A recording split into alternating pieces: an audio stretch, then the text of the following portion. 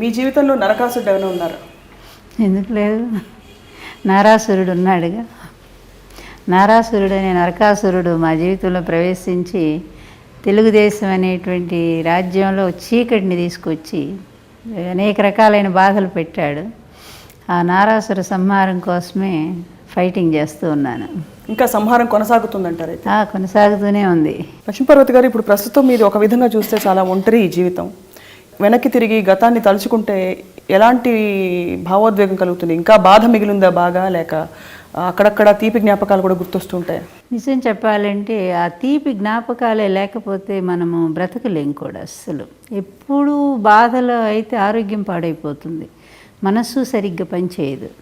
అందువలన ఆ బాధను జయించేటువంటి ఒక సంతోషాన్ని ఎప్పుడు మన మనస్సులో మనం ప్రతిష్ఠించుకోవాలి. అవి ఎప్పుడంటే గతాలనే జ్ఞాపకాలే. గత జ్ఞాపకాలు అవి నీడల్లాగాను ఉంటాయి, అదేవిధంగా ఆ జ్ఞాపకాలు మనకి వృక్షాల్లాగాను ఆశ్రయిస్తుంటాయి. ఆ విధంగా నేను ఆయన అనేటువంటి ఆ జ్ఞాపకం, ఆయనతో గడిపిన ఆ మధురమైన క్షణాలు అవన్నీ కూడా ఎప్పుడూ నేను స్మృతిలో తెచ్చుకుంటూ ఉంటాను.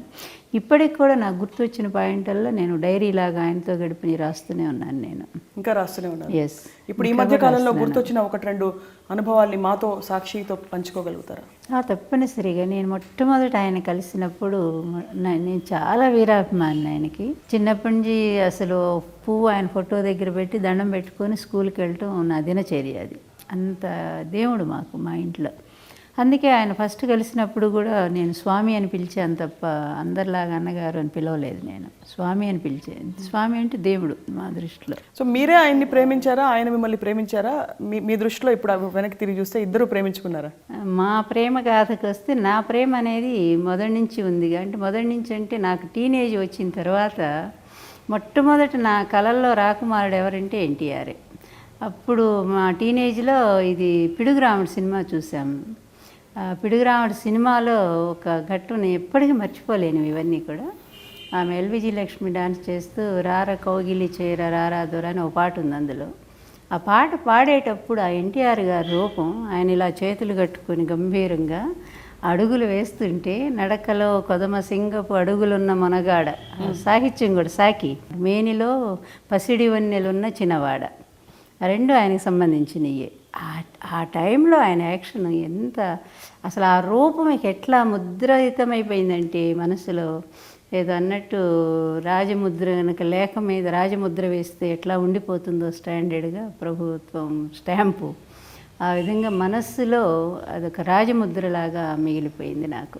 మీ పరిచయం ఎలా కొనసాగింది? ఆయన పార్టీ పెట్టినప్పుడు 82లో ఇక వీరాభిమాన్ ఫస్ట్ జాయిన్ అయ్యాను నేను. తెలుగుదేశం పార్టీ మొట్టమొదటి మెంబర్షిప్ తీసుకుంది నేను. బహుశా నేనేమో తెనాల్లో. అక్కడ తీసుకున్న తర్వాత ఆయన వస్తున్నారన్నారు. ప్రక్కనే మేమున్న ఇంటికి పక్కనే లక్ష్మీ టాకీస్ అనుకుంటాను. దాంట్లో ఎన్టీఆర్ గారు మీటింగ్ పెట్టారు. ఒక పొయిటరీ రాసుకెళ్ళాను నేను.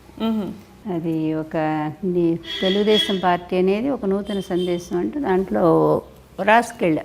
ఇక ఒక పక్క ఉణిగిపోతున్నాయి చేతులు, ఆయన ఎప్పుడు వస్తారా అని కళ్ళు ఎదురు చూస్తూ ఉన్నాయి. అంతకంటే మనస్సు ఇంకా ఆయన దగ్గరికి వెళ్ళిపోయింది. ఎక్కడో ఉన్న ఆయన దగ్గర రిసీవ్ చేసుకొని తీసుకురావటానికి. ఇట్లాంటి పరిస్థితుల్లో ఉన్నాను. బాబు గుర్తు వస్తానే ఉన్నాడు మధ్య మధ్య. నా పాలే ఇస్తున్నాను నా బిడ్డకి.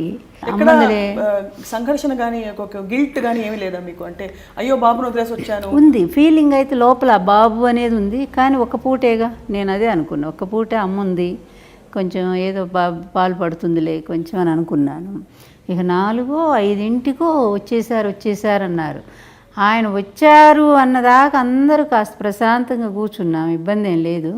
వచ్చారన్నాక సీన్ మారిపోయింది. ఇక సరే అక్కడ వచ్చారు, ఆ జనం మధ్యలో నుంచే నా చేయిపోయి ఆయన కాళ్ళు పట్టుకున్నాను. అంతవరకు ఎట్లా ఉన్నాయి, ఉక్కులాగా ఉన్నాయి ఆ కాళ్ళు, అంత స్ట్రాంగ్గా ఉంది బాడీ.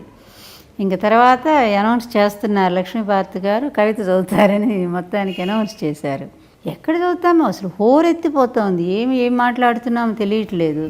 ఇంకా అది లాభం లేదులే అని చెప్పి నన్ను అక్కడ డయాస్ మీద తీసుకెళ్ళమని అక్కడ రిక్వెస్ట్ చేసి పాపం ఎవరో తీసుకెళ్ళాక ఆయన చేతిలో ఇది పెట్టాను.